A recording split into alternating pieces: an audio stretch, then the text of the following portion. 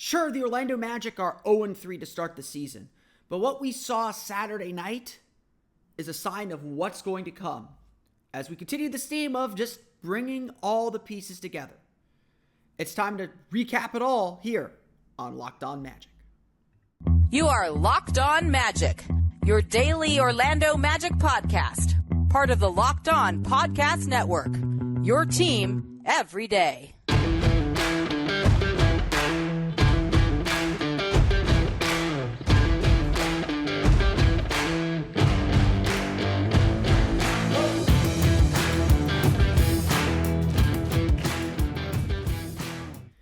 And you are indeed Locked On Magic. Today is October 23rd, 2022. My name is Philip Rossman. I'm the expert and site editor over at OrlandoMagicDaily.com. Of course, follow me on Twitter at PhilipRR_OMD. On today's episode of Locked On Magic, the Orlando Magic fall to the Boston Celtics 126-120. A lot of the same themes from the first two games heading into this third game, but a lot of things that are different.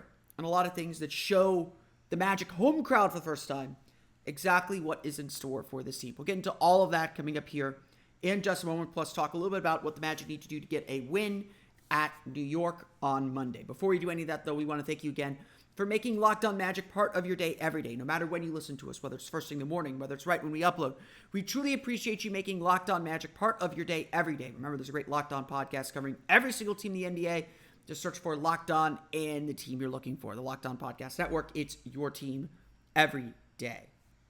Today's episode is also brought to you by PrizePicks. First-time users can receive a 100% instant deposit match up to $100 with promo code LOCKEDON. That's PrizePicks.com, promo code LOCKEDON. The Magic are 0-3. Let's start there. Because yes, wins and losses matter, and you're ultimately judged by your record. And as Terrence Ross said, there's a little bit of frustration in that Magic locker room right now because they're doing so many of the right things and putting themselves in positions to win games. They're not getting blown out. Again, last year we started the season, blowout loss at San Antonio, blowout loss at home against New York. Things looked very bleak from the start. Yes, the Magic don't have a win yet. But this team is showing us who it's going to be. And I think that's a really, really, really important point to drive home and a really, really important point to just be aware of as we analyze, as we prepare for this season, or as we break down this season. That this season, as much as we'd love for it to be a play-in season, which it very well could be, there's still 79 games left, guys. Let's just take some deep breaths here. This season is about what this team will become. It's not about this year, as much as it needs to be at least partially about this year and building up winning habits and building up a winning identity and winning culture.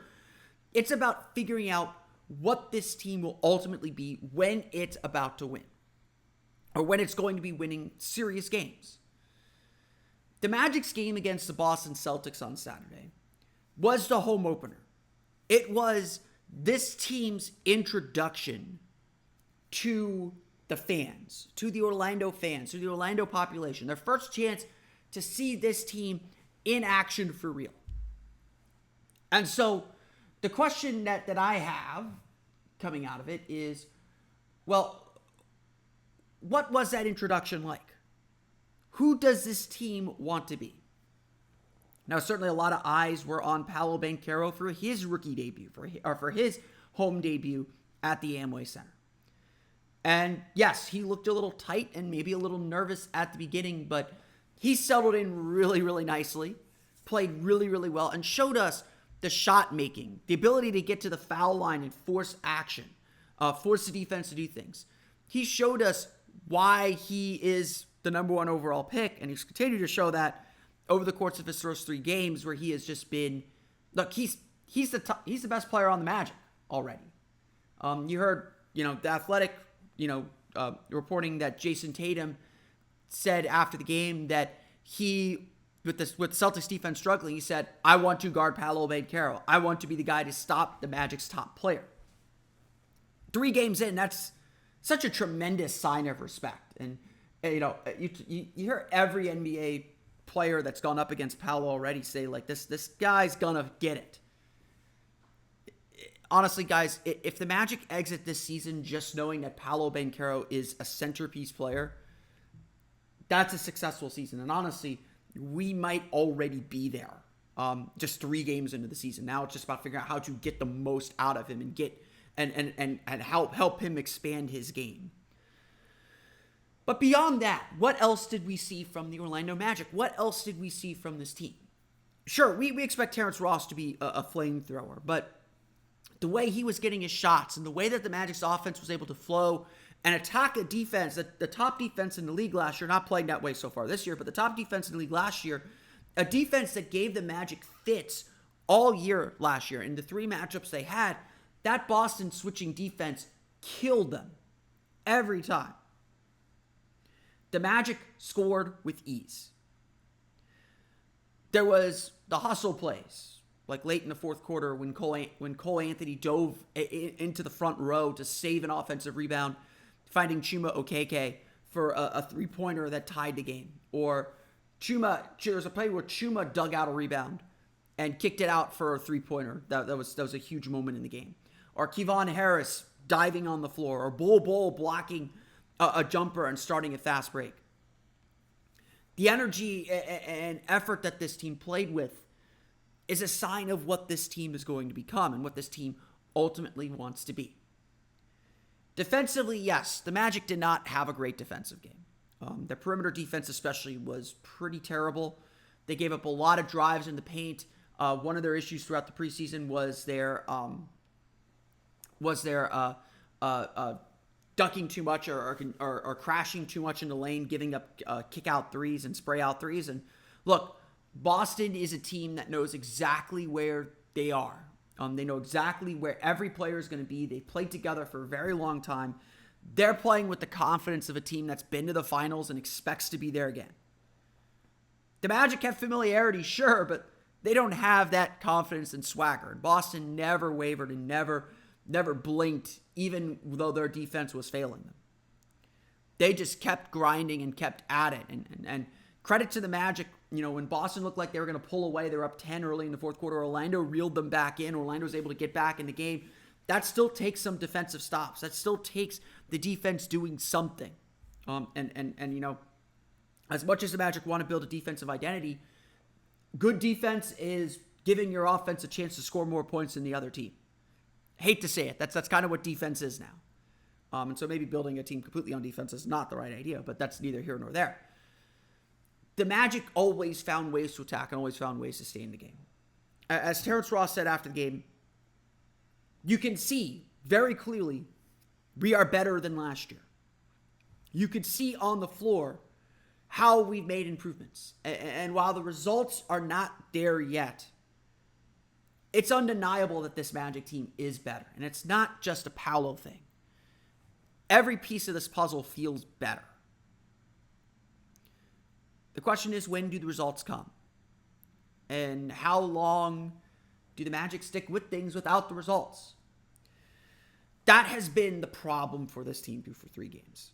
That has honestly been the biggest issue through 3 games. We see all these flashes of greatness. The first quarter against Detroit. The first quarter against Atlanta, to be honest. The whole game against Boston. Honestly, as bad as the defense was in this game, Saturday was probably the best the Magic had played. They went punch for punch, blow for blow, with the team that looks like it's the best team in the league through 3 games. It's 3 games, so maybe that isn't a huge statement, but Boston's looked very impressive, beating Philadelphia, Miami, and now Orlando. One of those things is not like the others, and it's us. But the Magic went blow for blow with them. When they were hitting tough shots, to be honest, the defense was bad, but it wasn't abysmally bad, and obviously not bad enough that the Magic couldn't stay in the game. They went shot for shot with Boston all the way through the game. All the way through it. And that's certainly a positive sign. But the same problems continue to pop up. Well, this time it wasn't turnovers, it wasn't offensive rebounds, it was shot selection. It was the ability to get a critical stop at a critical moment in winning time. It was the Magic taking a rushed three instead of working through the offense to get a better shot. Or, Paolo Banchero said, he had only 2 turnovers, but he said he got stripped a few times. Considers those turnovers, he probably had 4 or 5. It was Paolo Banchero going up for a shot and getting stripped as he was going up, or taking a rush shot, or not reading the double team, which he will learn. A lot of these problems, again, are correctable. I believe that. I think this team is in a really good spot and doing a lot of really good things. It's just like so many other things, they just haven't been able to draw them all together and do enough to win. This Magic team's going to play a lot of close games, as I mentioned, I think, during the off season. They're going to play a lot of close games, and whether they're a potential play-in team or a team that's struggling is going to be dependent on whether they're able to win those close games. They're 0-3 in them so far. But those things tend to balance out. And if they don't, it's certainly a learning lesson for a young group that has never had to play a lot of close games before. That has never had to be in these moments every single night. If anything, that's what's most important about this season. Is that the Magic get into these situations and learn from them. And continue to do better and better and better. Because they are doing better in them. On Wednesday, it was fouling and offensive rebounds that killed them. On Friday, it was turnovers that killed them. On Saturday, it was just shot making. Maybe some shot selection, but shot making. Boston made the shots. They are a really, really good team. But this Magic team is better. And we are seeing flashes of who they will become on the floor every single night. We'll go through the final box score, talk a little bit about what we saw from Paolo Banchero, Terrence Ross, and more coming up here in just a moment. But first, a quick word from our pals at PrizePicks. The NBA is still going on. Obviously, Monday the Magic will be back in action, but there's a full slate, 9 games on the NBA docket tonight from, I believe, Devin Booker is playing. Paul George after his 40-point game last night. If you think Paul George is about to drop another 40-point game, I've got the game for you. PrizePicks is a great daily fantasy game that pits you against the numbers. You're not playing against these ringers, these marks, not marks, I don't know what they're called. You're not playing against these sharks that flood these daily fantasy games with multiple entries to make sure they win and they know what they're doing. It's just you versus the PrizePicks numbers. So if you believe Paul George will score 40 again, you say he's going to score more than his projected numbers and more. You could do this across sports, whether it's the NBA, NFL, NHL, MLB, college, and a whole lot more. Here's how the game works. Pick 2 to 5 players, and if they go on to score more or less than their PrizePicks projections, you can win up to 10 times your money on any entry. Again, you're not competing against other people. It's just you versus projections. Entries can be made in 60 seconds or less. It's really that easy. And of course, you can do it across multiple sports. It is a Sunday today. The NFL is going on. I usually put a little PrizePicks together for Sunday NFL action. I may do that right after I'm done recording this. Maybe mix some NBA guys in there as well to see if I can make up for some losses that I've had over the last few days. Download the PrizePicks app or go to prizepicks.com to sign up and play daily fantasy sports. First-time users can receive 100% instant deposit match up to $100 with promo code LOCKEDON. If you deposit $100, PrizePicks will give you an extra $100. If you deposit $50, PrizePicks will give you $50. So don't forget to enter promo code LOCKEDON at sign up for an instant deposit match up to $100.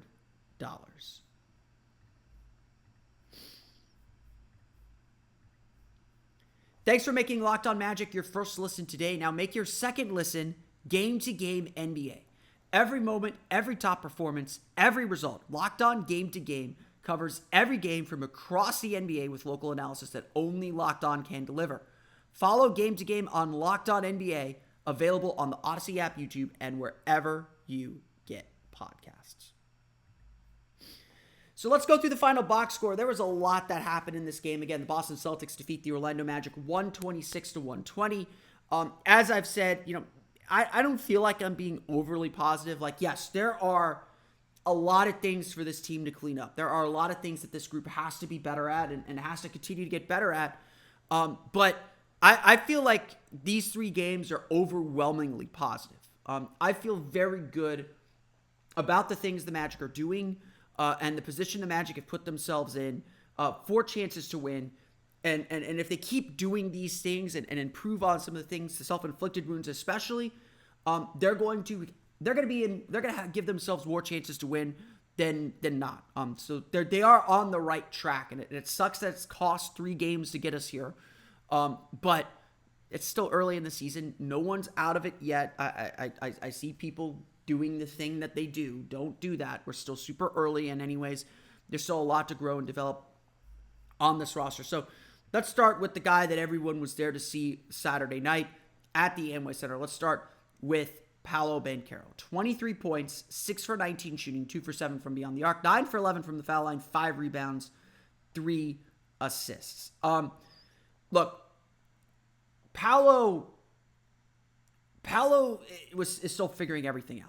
I think the first game the Magic's best offensive game. This was a good offensive game, but the Magic's honestly best offensive game was the game against Detroit.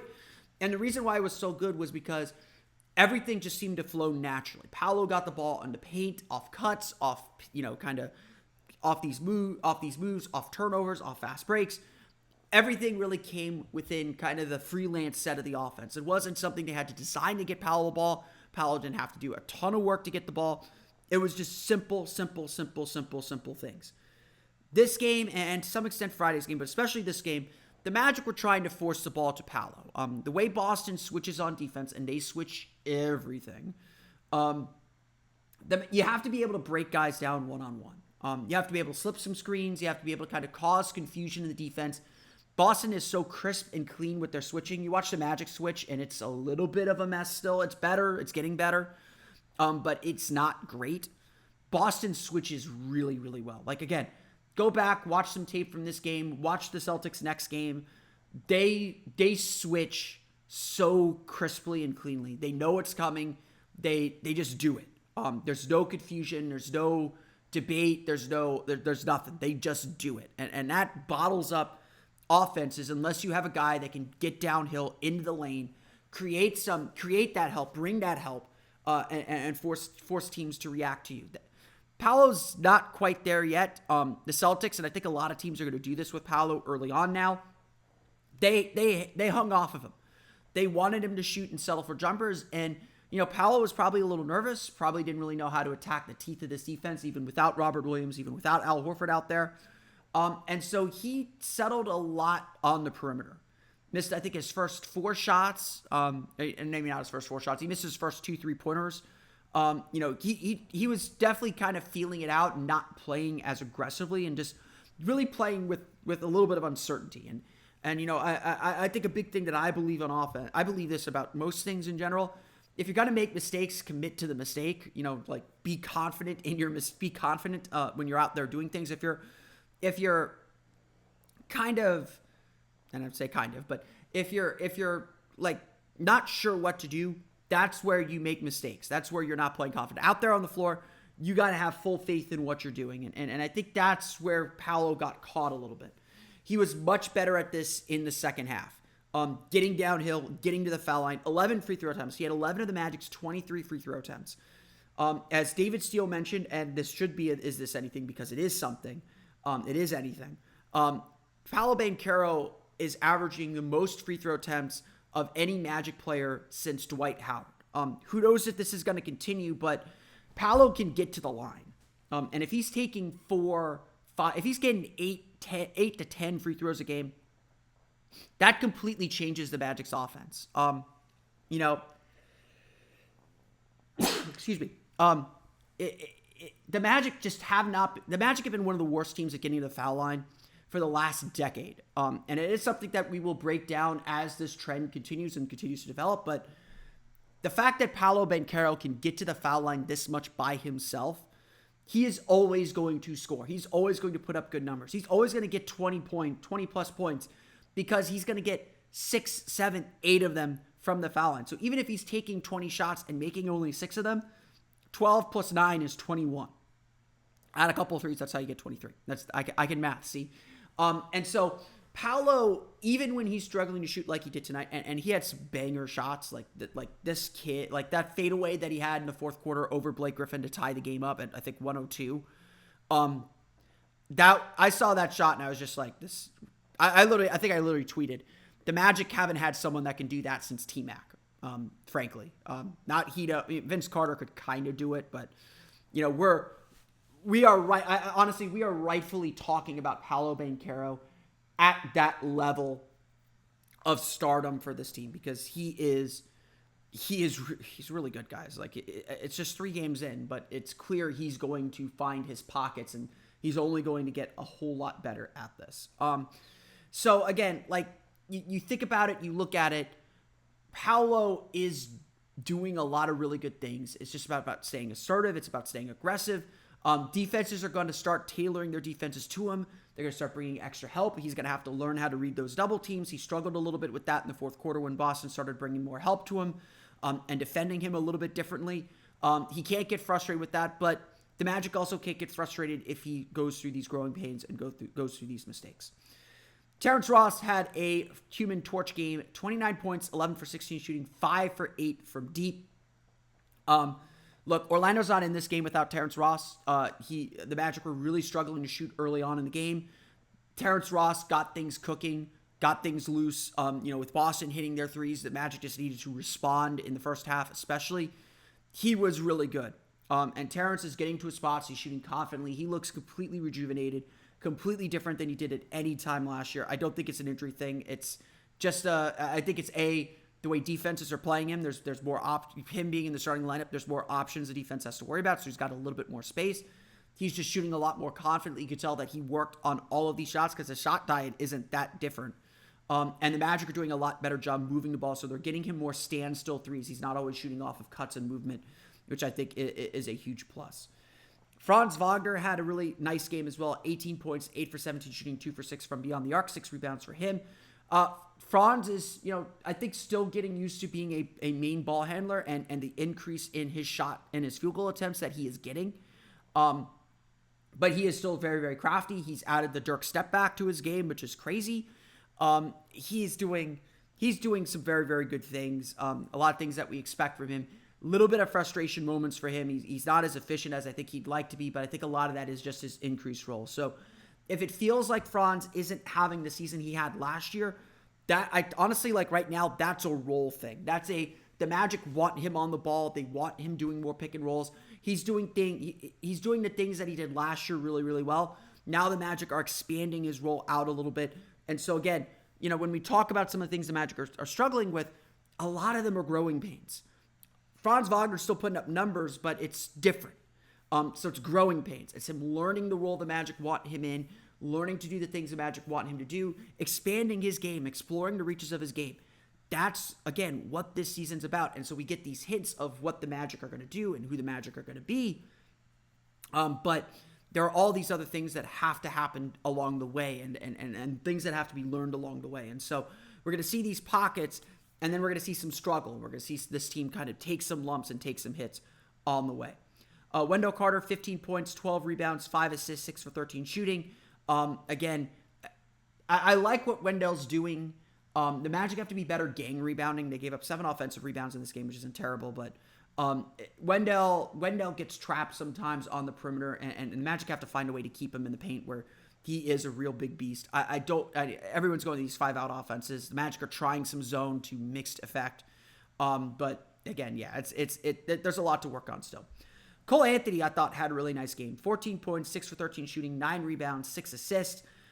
Just offensively, you could tell that the strength he added, the muscle that he added in the offseason is really paying off. It's been 2 games. He is scoring more efficiently. He's scoring more effectively. He's picking his spots better. I really like how Cole Anthony's playing. Defensively, he still has a long way to go. He'd probably be the first to admit that too. But again, you could see how the strength is helping him move around, absorb some contact. He's making tougher finishes this year. He's finishing shots that he wouldn't have finished last year. I know that for a fact. And so, again, you see all these pieces to the puzzle. There's a lot of things that are better, but this team is still trying to tie it all together. And again, if this were 5 years ago and there was an 8-game preseason and a whole month of preseason to work with, I think we'd be looking at a team that's much further ahead of where they currently are when the regular season started. The regular season right now, this first couple weeks of the regular season, it's going to feel a little bit like preseason still. Jamal Mosley's still testing some things out. Players are still getting their legs under them. They're still figuring out exactly what they can do within the systems, with exactly what they can do within these lineups. I do subscribe to the Matt Moore theory that the first 2 weeks of the preseason of the regular season are just kind of random. So there, you're obviously building things, but identities aren't set. So I'm not super worried about the defense yet. There are things I am concerned about, but I'm not super worried about the defense. They are doing good things defensively. This game, they struggled with a lot of things, especially dribble penetration from the top of the key into the paint. But there are a lot of things I like about the offense, some things they need to continue improving, and it's just going to be a gradual process to get there. Off the bench, a couple players worth mentioning. Kevon Harris, only 3 points, just played with a ton of energy, was the first man off the bench, played 18:45 off the bench. The Magic really trusted him in this one. He played really well. I really like what Kevon Harris brought to this team. Just the energy and hustle that he brings. Like that dude's a grinder and all the best ways that you could say that. And I think it'll be hard to keep him completely off the floor, even though the 2-way contract stuff will come in here pretty soon. Chuma Okeke, 8 points, 3 for 3 shooting, 2 for 2 from beyond the arc, 4 rebounds. Did some really good things as well. Got beat a few times defensively, but Jason Tatum was beating everybody. He had 40 points in the game. That I like what Chuma brought off the bench. And Bol, 6 points, 3 for 7 shooting, 5 rebounds, 4 blocks, blocked 2 jumpers, started a fast break, got dunks, got lobs. I think he gets a little shot happy, especially off the dribble.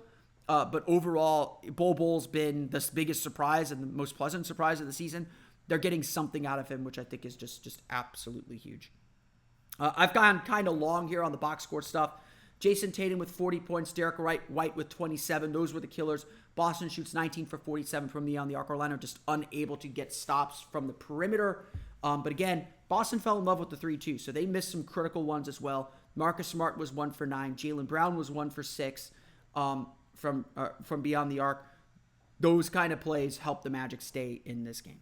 Orlando falls to Boston 126-120. We'll chat a little bit about what to expect from the New York Knicks on Monday's game as the Magic hope to get back on the winning track. But first, I do have to get in a quick word about our friends at BetOnline. BetOnline.net is your number one source for betting, football, and the start of the new basketball season. So find all of the latest player developments, team matchups, news, podcasts, and in-depth analysis on every game. And as always, BetOnline remains your continued source for all your sports wagering information with live betting and up-to-the-minute scores for every sport out there. The fastest and easiest way to check in on all of your favorite games and events, including MLB, MMA, boxing, and golf. Head to the website today or use your mobile device to learn more. BetOnline, where the game starts. Don't have a lot of time left here on today's show, but we do want to, this is going to serve as Monday's episode of Locked On Magic, so let's talk about Monday's game against the New York Knicks. The Knicks have gotten off to a decent start. Let me pull up some numbers here real fast. Again, with this, I will subscribe to this for a little while longer. Yes, you want a game plan for your opponent. Yes, you want to know what your opponent's doing and try and counteract that. At the same time, I'm really focused still on what the Magic are doing and how the Magic are looking to improve and looking to get better. There is a lot of things that I really, really like about this Magic team and what this Magic team is doing. There are a lot of things that I think are really, really interesting about how they're playing so far and what they're going to develop. There's a lot they still need to clean up, whether it's turnovers, whether it's efficiency, whether it's making plays at the big moments. Again, that's if you listen to this podcast enough, you will hear me say one of my NBA truisms is good teams don't play close games, they avoid them. The Magic are a team that cannot avoid close games, and whether they are higher in the standings or lower in the standings might really just depend on how they play in these clutch situations. The Magic entering Saturday's game had something like an 83 offensive rating in fourth quarters. It wasn't the worst in the league, but it was pretty down there. That's kind of, again, the offense just kind of falls off a cliff. It's 2-game sample size, so don't read too much into it. Magic had a really good fourth quarter scoring-wise, but struggled defensively. And that should really be the focus heading into this game against the New York Knicks. The New York Knicks are 1-1 so far this season. I believe they do play tonight. And that is something I can check real fast as well. I do believe the Knicks play tonight, so that they'll be coming off a back-to-back. Let me double-check that for you here. Nope, the Knicks are off tonight. The Knicks are off tonight, so they do not play tonight. My bad. But the Knicks are 1-1. Their games so far have been track meets. They're obviously a Tom Thibodeau coach team, so their defense has been pretty good. 104.7 defensive rating. That is 8th in the league so far. Their offensive rating is 115.2. That is 6th in the league so far. R.J. Barrett has taken some really nice steps up. They obviously have Julius Randle. Jalen Brunson has been a great distributor. However, having said that, they rallied from a 20-point deficit in their loss to Memphis on their opening night. They've only played 2 games, so how much of this is real? But they are very capable on both ends of the floor. They've got veteran guys who know what they're doing, and so there is a little bit of that stability that they bring that a team like the Magic doesn't have. For Orlando to win this game, they got to get back to their defense. I really like their defense through 3 quarters against Atlanta on Friday. I really like their defense for the most part against Detroit as well, except for that second quarter, but a lot of that was turnovers. Orlando's got to continue to limit their mistakes. They did a really good job with turnovers against the Celtics. I think they only had 8 or 9 in the game after having 17, 18. That's huge. Limiting your turnovers, preventing those fast breaks, forcing things into a half-court game where the Magic's length bothers people. It's Magic fans are probably thinking it's a cliche still. The Magic's length bugs people. It bugs teams. They do not like playing the Orlando Magic. Because they're just able to kind of consume and gobble up people. The bench brings good energy, but this game's going to be about the starters. Can the starters lay the foundation down defensively? Can they get the stops that they need to give them some cushion to make mistakes? Yes, but give them the stops that they need to get their offense moving with the pace that they want. I think one of the reasons Orlando was able to compete with Boston was they were able to play at a faster pace. They were able to kind of speed that game up. Boston likes to slow things down. Orlando kept the game at their pace. And while Boston is a team that is more capable of playing at any pace that they like, New York is maybe not quite that team. So this could be a battle of pace. If it's a slowed down game, I think that gives the advantage to the Knicks. If it's a sped up game, if the Magic are able to create some turnovers, if they're able to get stops and get out in transition, then it becomes a game that I think that fits the Magic's eye a little bit better. New York's playing really, really well. Again, they had a nice game against Memphis that they lost in overtime. They've got some players, maybe their depth isn't completely where it needs to be, but Jalen Brunson, R.J. Barrett, Evan Fournier, Julius Randle, those are all really good players. They know what they're doing. It's going to be a tough game. This is a game, again, like the Detroit game. Orlando wants to be kind of where New York is, just on the outside of that play-in tournament. This is a standings peer, if that makes sense. And I think Orlando needs to prove themselves. And obviously, 0-3, they need to get a win. They need to find a way to get a win, just like they did last year when they got their first win at the Garden. They need to find a way to get a win, just like they did back then. Tip-off is Monday against the New York Knicks. I believe that is a 7:30 tip-off. I'm going to check my phone real fast and just double-check that time.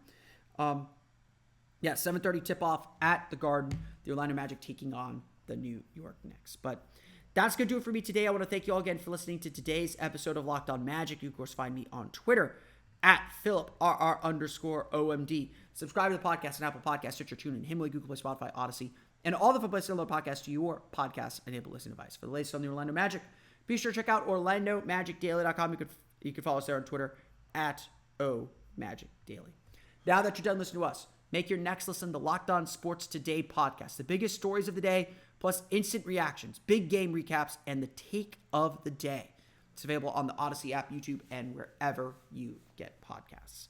That's going to do it for me today, though. I want to thank you all again for listening to today's episode of Locked On Magic. For Orlando Magic Daily and Locked On Magic, this has been Philip Rossman-Reich. We'll see you all again next time for another episode of Locked On Magic.